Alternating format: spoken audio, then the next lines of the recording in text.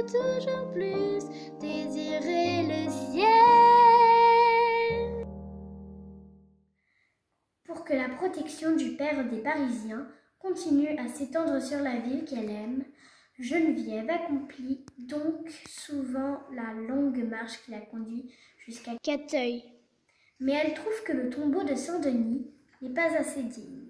Elle pense qu'il faudrait là un magnifique monument, où l'on pourrait célébrer de très belles cérémonies, ce qui frappera les Parisiens et développera le culte reconnaissant qu'ils doivent à leur père en Dieu. Comment faire?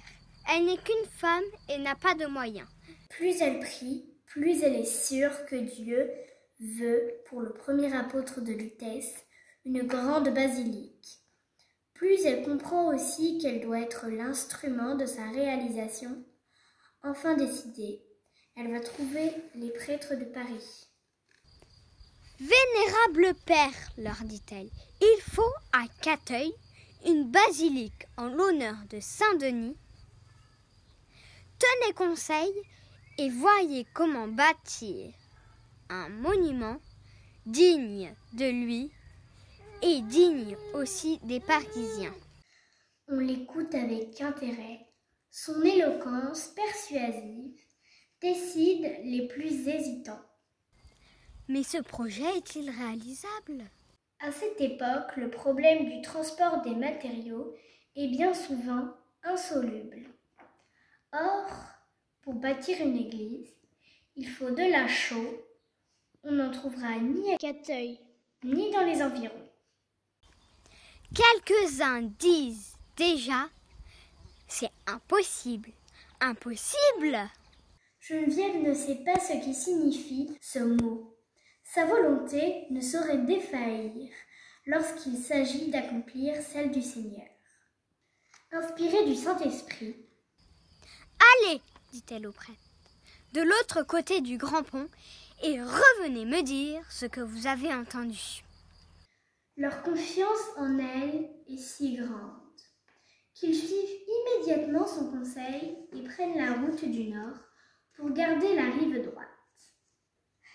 À peine y sont-ils parvenus qu'ils surprennent la conversation de deux porchers. « Figure-toi, dit l'un, qu'en courant après l'un de mes pas, j'ai découvert un immense four à chaud. »« Moi aussi, reprend l'autre, j'en ai découvert un sous un arbre déraciné. » Surpris et émus, les prêtres remercient Dieu sur le champ et obtiennent facilement des porchers des précisions de leur découverte. Sans doute, ces fours à chaux ont-ils été construits par les Romains depuis de longues années, mais jusqu'à ce jour, personne n'en connaissait l'existence. Dès que Geneviève apprend la bonne nouvelle, elle répand des larmes de joie et passe toute la nuit en prière pour remercier Dieu et lui demander de l'aider à mener jusqu'au bout ce projet qui doit procurer tant de gloire au Seigneur. Le lendemain, dès l'aube, elle va trouver l'un des prêtres les plus éminents de Lutèce, Genès. Celui-ci est informé de ce qu'on appelle le miracle des fours à chaux. Aussi accepte-t-il, à la prière de Geneviève, de présider à la construction de la basilique. Il promet de s'y consacrer entièrement. Immédiatement, il se met au travail et en établit un plan. Reste à obtenir le concours du peuple de Lutèce. Geneviève s'en charge. Elle obtient rapidement l'aide et l'appui de tous. Sur le terrain et dans les environs immédiats, on trouve de la pierre et du bois en abondance. De nombreux Parisiens offrent leur concours pour transporter qui un moellon, qui un arbre. Les ouvriers s'activent, chacun dans sa spécialité. Les scieurs et les charpentiers débitent le bois, le préparent. Les maçons s'attaquent aux fondations et au gros de l'œuvre. Tout le monde veut apporter son aide bénévole et active. L'édifice s'élève rapidement, sans interruption de travail. Geneviève se rend fréquemment sur le chantier au milieu des travailleurs qui aiment la voir circuler parmi eux, encourageant les uns et mettant la main à la pâte pour aider les autres. Un jour d'été, la chaleur est accablante et les ouvriers ont bien soif au milieu de ce chantier poussiéreux. Or, le prêtre jeunesse s'aperçoit que la réserve à boissons est épuisée. Que faire sinon recourir à Geneviève pour exhorter tout le monde à la patience et à la pénitence? Mais elle n'est pas de cet avis.